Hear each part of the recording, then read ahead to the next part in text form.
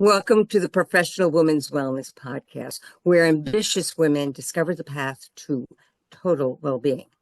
I'm your host, Dr. Peggy Gleason, creator of the Stop Emotional Eating School, a transformative program designed to help you conquer emotional eating, gain confidence, and make peace with your food, your body, and yourself. Here we're all about inspiration, education, and motivation to help you thrive in every area of your life. Now be sure to stay until the end for a special message just for you. But let's move on. Today, I am really honored and excited to introduce my next guest, Maricel Rosa. Maricel is a life extension specialist and integrative health coach with a background in biochemistry and a master's in biotechnology, specializing in age reversal and natural rejuvenation. She helps busy professionals and parents of teens and empty nesters cut through the noise of health advice by using science-backed personalized strategies. With a strong focus on measurable progress, she uses tools like GCMs, biomarker tracking, and epigenetic testing to help clients optimize metabolic health, slow the pace of aging, and extend their health span. Her approach is rooted in 7 pillars of youth: sleep, stress, nutrition, mindset, movement, joy, and environment, transforming complex science into practical habits for a longer, healthier life. And thank you. I am so pleased. Welcome, Maricel. Thank you so much, Dr. Peggy. Such a great introduction. I'm super honored to be invited to your podcast, and I'm very excited to share with your audience today. Well, our audience is in for a treat, that's for sure. But first, I'd love to ask you, Maricel, how did you get where you are? What's your story? Okay, my story starts when I was very young. I was a very, very, very curious little girl, and I was fascinated with the invisible. So I remember, my wish list for Christmas was always, I want a microscope. I want a microscope. And I got one, but it was not a real one. So I had to wait until my, high school years to get really in touch with a real microscope. My mom was an extension, it's called extensionist. She would bring information on health issues to the people in the farms. So she would work with, people who wouldn't have access to schools. So I had that, prompt at home from my mom in relationship to health, hygiene, and cooking and healthy living in general. So when I finally got my chance, because of her, she got me an internship, and I was able to learn how to use a real microscope. That was when, my life changed. For the first time, I saw, okay, there are so many things that we don't see. And now I know, I can verify because I can see those little creatures moving. And I was fascinated. So I knew by then, having that experience, and also because I was collecting empty containers, like my favorite toys when I was a little girl, was not a doll, was not, regular toys back then. It was, I had joy by collecting empty containers that I would use to create my own potions and mix, vinegar with petals of roses and extracts. So I knew that I wanted to be a biochemist. I wanted to go and play with microscopes and tubes, different colors and things like that. So that took me to my route to become a biochemist later. But something happened at the end of my education as a biochemist. In Argentina, it takes 6 years. That it was required for me to work with sick people, extracting samples, biological samples from all kind of samples. And I remember seeing newborns and getting blood from them, from the little heels, right? And the parents looking at me saying, no, don't touch my precious baby. So I was very guilty. I felt bad, and I'm like, no, I'm not ready. And emotionally, I wasn't prepared to help sick people, one-on-one. So that was another thing that happened to me, that I decided to help people, but from the research. So I stepped back from clinic, from doing, lab tests and blood samples and things like that.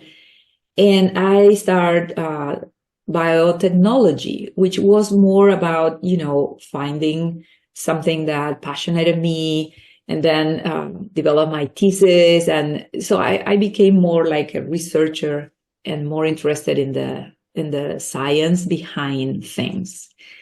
So the other thing that happened when I was doing actually my line of research was in liver transplantation. So my work has to do with how to optimize the liquid where you have the donor, so you extract the liver and you submerge into a solution. So my thesis was optimizing that solution to make sure that the cells, the liver, would have viability at the time of transplantation. So as I was doing that work, this is a long time ago, right? I'm talking about 20-something years ago. I heard that my cousin, he was diagnosed with cancer, pancreatic cancer.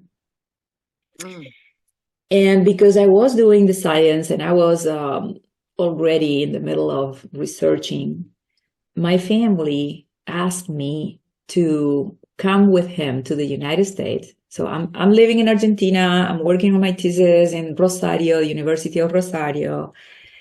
And then I have this call from my family, your cousin is sick and we need you to come with a crew of doctors and family to the Mayo Clinic here in the US. And because I had the English and because I had the technical part, I'm like, okay, I'll do that. Of course, anything. My cousin was like my little brother. We were just 4 years apart. And that was another crucial pivot. How do you say that? Pivotal point in my journey, because I really wanted to understand cancer. I really wanted to put together the formula, how can we solve this health situation that it was devastating for everybody, including myself. So the long story short is that we came to the Mayo Clinic and I was the translator from the doctor to my family. And imagine the situation coming from Argentina. Our doctors are our family members. We enjoy asados and they come to our birthdays and here, doctors are cold and I'm not judging them, it's just a cultural difference. But the bottom line is that I wasn't ready to deal with the emotional stress of having to deal with the situation that my cousin was having. They tried to do surgery. They couldn't do anything because his liver was already full metastasized with the pancreatic cancer. So I had to basically tell my aunt, his mom, that he had just 6 months of life, that he should put his things together. And he was only 19 years old, right? So we're talking about a teenager going through pancreatic cancer. And it's me trying to, understand the situation and make it easier for everybody. And at the end, he lived a little more than that. He survived cancer for about a year after that, and then he passed away. And that became for me my quest. Why is that I couldn't help him? What is behind? What is underneath this situation? So, because I had that itch in my soul, right? I started focusing my research more into cell culture. And then I went to Brazil and I had my master in biotech there because I wanted to learn how to culture cells and how to I was very interested in genetic therapies back then. It was kind of the trend thing. And then I came to US working with a group of Italian scientists doing cancer research. So wow.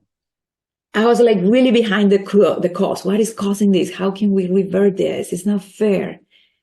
And then I realized that that's another, important point in my journey when I discovered that even if we get tumors from people and implanting those tumors in animal models, you cannot actually replicate or extract the emotions of the person that had that tumor, right? Or you cannot bring the mindset, the spirit, the whole person cannot be represented in just a few cells that you get from them, right?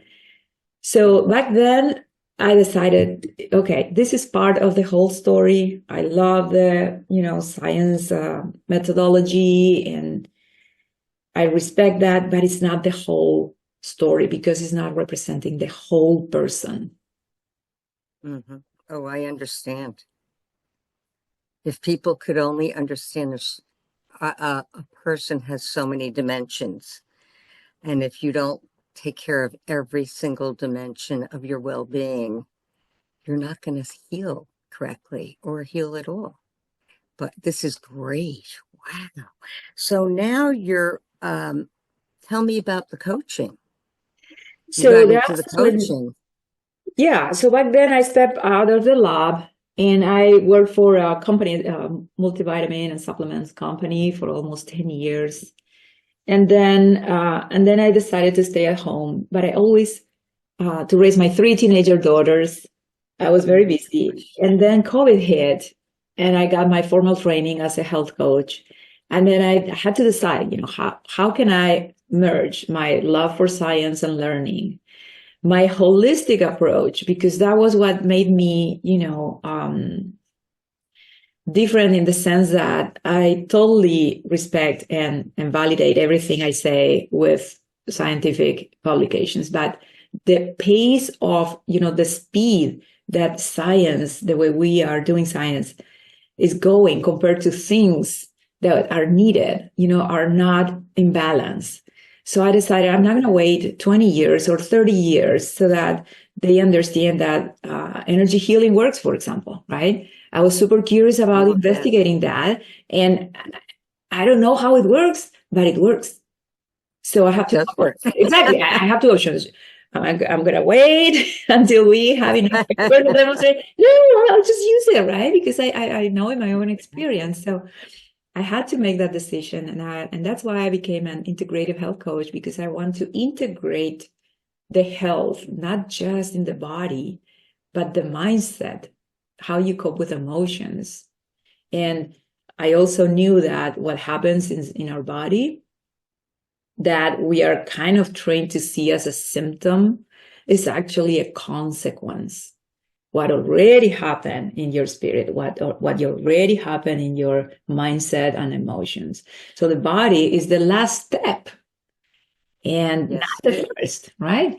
So that's why I focus into prevention. And I wanted to, really prevent cancer, because over the years and after doing my own research, I discovered I couldn't discover how to cure, but I discovered how to prevent. Which is more valuable than anything. Let's cut those numbers down, right? Yeah. So, I decided one day, okay, I'm going to assume that I already have my diagnosis. How would my life be from now on? And I started incorporating, healthy habits, nutrition and exercise and sleep and all around natural interventions until I asked myself, because another thing that I didn't share with you is that I'm a yoga teacher. Oh my goodness. Talk about the mind-body connection. Exactly, right? And I discovered that when I teach yoga, I receive the benefits of the practice. If it would be up to me, I know the sequences but I'm not going to do it because it's just for me, right? And I'm kind of distracted. But if I have people waiting for me to teach them, right, I'm going to do it. And in doing, I receive the benefits of the practice. So with that mentality, with that mindset, I thought, what can I do? What is something that I can do with my health coaching, my science background, my holistic view, and everything else in between? And that's how, because prevention for me is essential, but prevention is hard to talk about, right? People are not interested in prevention. So I am being really honest with you today. I cover all what I do with the concept of age reversal and natural rejuvenation. Because when I'm working on rejuvenation myself, and I'm sharing that now as my business, guess what? I am receiving the benefits like yoga of practicing age reversal every single day of my life. That is so amazing. I don't even know what other words to say, because when you put all those pieces together, I mean, you know that I have always worked in holistic health, and what you're doing and putting it into a package so that people can better understand what they'll get out of it, right? They're going to reverse their age, via their years or their feelings or their everything. It's so wonderful. When you told me you use GMCs, right?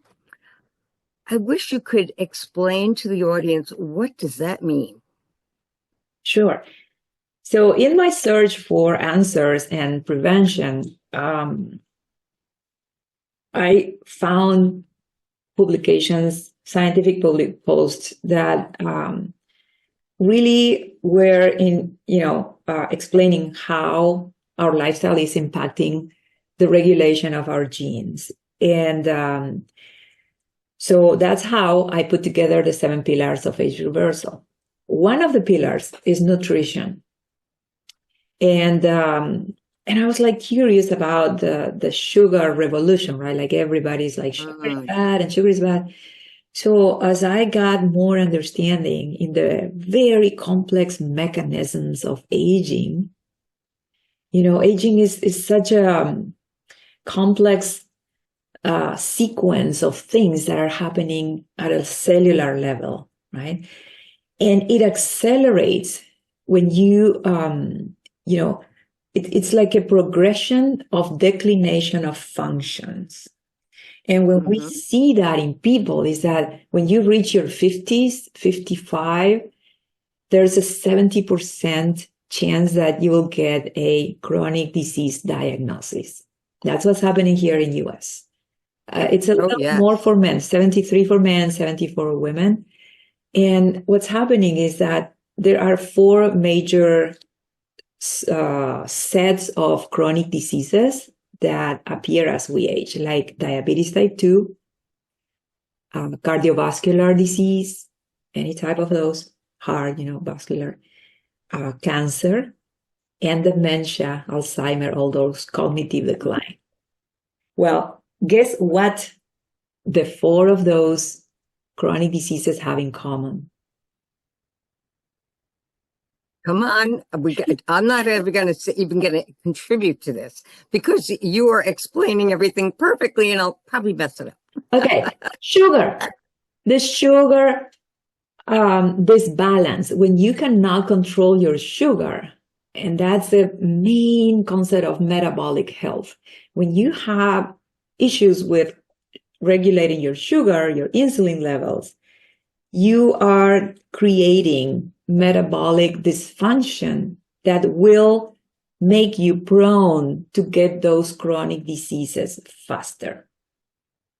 So if you work on your metabolic health, you are preventing those diseases, you're slowing down your aging process, and you are mastering one of the main hormones in your system that controls the most important pathways that are related to energy production for all the things we need in our cells. So, that's why people get, tired and mental fog, and there are many symptoms related to not controlling your sugar.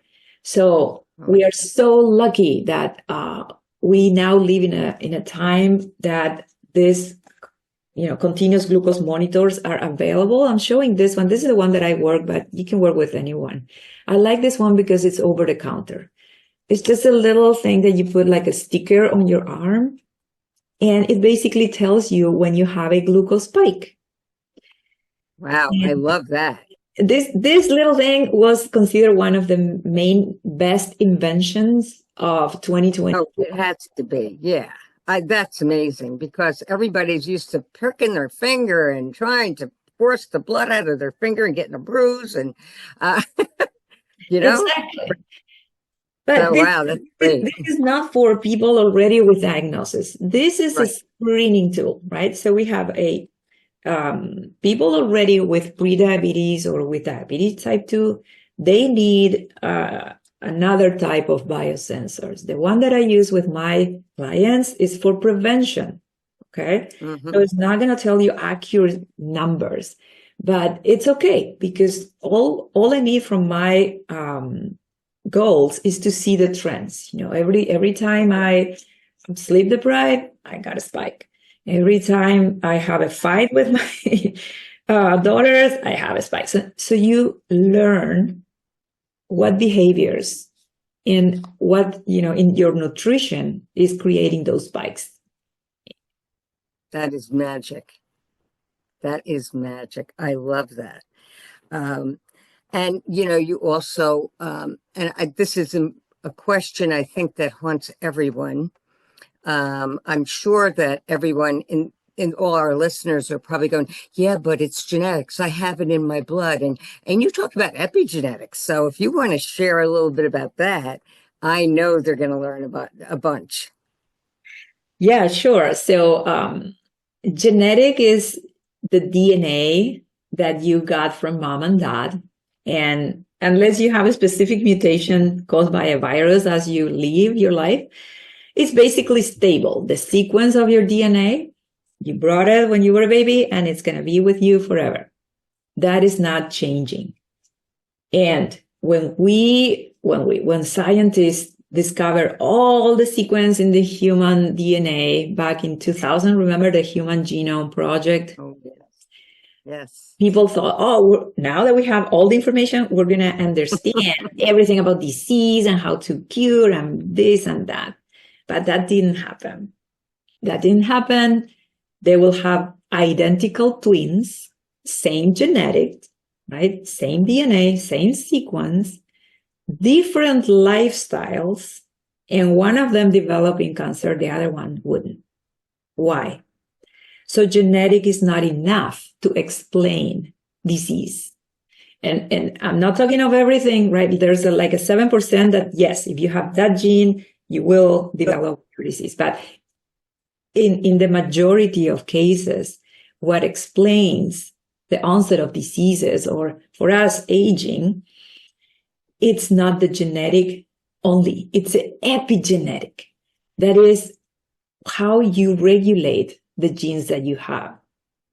And that regulation of the gene expression, that is, we now know as epigenetics, is actually all the things involved in keeping a bad gene silent or activating good genes to help us live younger, longer.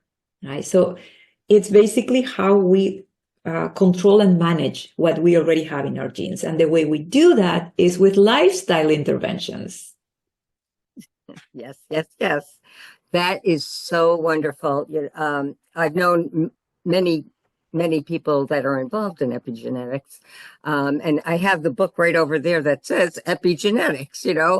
I don't know if that's in your library, but I knew this gentleman in the past who wrote it. And I was very impressed with learning how important how we live, what we think, what we do, all of it has such an impact on our disease process. It's Let me amazing. share a case study because it's really hard to explain, right? This goes really at a molecular level. I don't want to bore you with the biology here, but I will share with you a case study of one of my clients. When she took an epigenetic test last year, the methylation on one specific gene that deals with metabolic routes, she was hypermethylated in the areas of that gene that were controlling that gene expression. So in other words, she was not susceptible. She was not a good candidate to lose weight with calorie restrictions. So the bottom line is that last year, if I would say, okay, she came to me, I want to lose weight. Right. So she did a test. I told her, you won't respond to calorie restriction because of your epigenetic, right? Okay. So we start doing the biosensor thing, and she started losing weight. She started eating better, sleeping better, doing exercise, and she put, natural ways of improving her metabolic health. And she took the test again this year, recently. And guess what happened? We checked the methylation, the same gene, right? It's the same person, but she got rid of those methylation in those specific portions of that gene. And guess what? Now she is actually sensitive to lose weight with calorie restrictions. So this is a time for her that, go on intermittent fasting, or, go on a fast, or, take advantage of the information that your epigenetic is telling you to see it, to actually tweak lifestyle interventions on your favor. And before this testing, people would just, oh no, every time I do a diet, it's so hard for me to lose weight. I would, if you don't see this information, you're basically blind in your journey. So that's why I love so much to track, because what you actually measure, you can manage, right? And now I'm seeing in real life that this is working. This is such a breakthrough. It's such a breakthrough. Like, oh my gosh, everybody, you're going to be running to Maricel. That is so awesome. So awesome. So, do you have classes, groups? What's your strategies as far as reaching people and getting them together, or just do you do one-on-one specifically? Well, people come to me individually.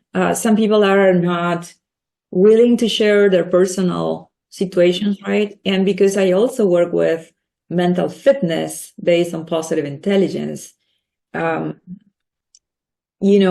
respect that. Some people prefer to go through the whole journey on their own. Other people are, more having fun from groups. And I recently have couples, because the interventions at home are very similar, like nutrition, right? They need an accountability partner. And I found that, partners are perfect for that. So I meet with them, with both of them, and I give them their homework for the week, and they, serve as accountability partners to each other. And they compete, who's rejuvenating faster. And it's really, really fun. So to answer your question, it's a mix of everything. That is so good. I love it. Oh my gosh. I can only imagine the couples that say, okay, let's do it. Okay. Did Spike? Oh yeah, that is super fun, And I do. What did you do? You can't choose. We eat the same thing, right? We eat the same thing, the same amount. I get the spike. He doesn't get the spike. I'm like, why? Because there's all those other dimensions working, right? Yeah, no, because of the bio-individuality. Every person is different, and the same person might be different, in time as well. So nothing is static. And that's why genetic is not answering all the questions. It's not. And people need to know what you just taught them, because I've always said it can't be genetics. I have we have the, three sisters, one small, medium, and large. It's like we're all the same family. So we know it's not just genetics, right? So it is interesting. It is really interesting. Now, I know we're going to wrap it up here, but I would like to ask you if you were offering a little gift for all our viewers, and just tell us a snippet about what they are. And then we'll also talk about how to get in touch with you. Sure. Yes. So I would say, start with my the 7 pillars of age reversal. It's an ebook. So I share with you, Peggy, the link. So you just download and take your time to go through. Basically, it invites people to go through an audit of your 7 domains in your life, and each one of them are equally important.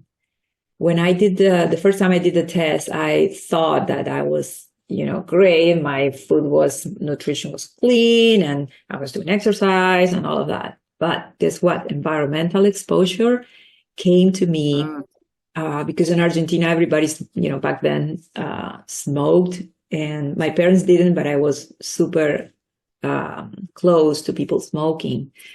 So environmental exposure is a big deal. It takes 7 to 10 years to revert the damage from that. So, each one of the pillar, go there, learn, and try to optimize your sleep, your mindset, your nutrition, your unique ability to create joy. That is something that it was really cool to find out how joy is so important, because not only I base my studies in, information from papers and books and things, but if you observe the blue zones, the 5 areas of the world where people are centenarians who are healthy and happy, when you interview them, you'll see that joy is a crucial ingredient. I believe that. Why do they say people that are lonely and depressed really don't live as long? So yeah, that's such good information. Well, I cannot begin to thank you for sharing your wisdom, your amazing wisdom with all of us. And the best way to get in touch with you, I know I'm going to be, all of your links and your information is going to be in the show notes, but just if you can just say, what's the best way to get a hold of you? Yeah, you can find me on Facebook, Instagram, but I would say the easiest way, just go to my website and send me a message. My website is www.maricelrocha.com. So it's just my name, easy. And Perfect. my email address is maricel@maricelrocha.com. Oh, this is great. Well, we will definitely have all this information in the show notes, and I know you're just going to be a big hit. Okay. Thank you again. Yeah, and I'll invite everybody, if you're curious about maybe the biosensories for you, or you want to talk about epigenetic testing that I do, let's talk. Complimentary discovery call. It's free, and I can help you really understand if testing would make sense for you at this time or not. Oh, thank you so much. And so we're going to close for now. And again, everyone that's watching, you can rewatch these podcast broadcasts. So, if you want to take notes, that might be a good thing to do the next time you re-listen to it, because there's so much good stuff in here. Thanks again. Thank you. Bye. What if food wasn't the enemy, but just a messenger? You're not weak or broken. You have just been coping with emotions the only way you knew, through food. Stress eating after work, sugar cravings when exhausted, guilt after giving in again.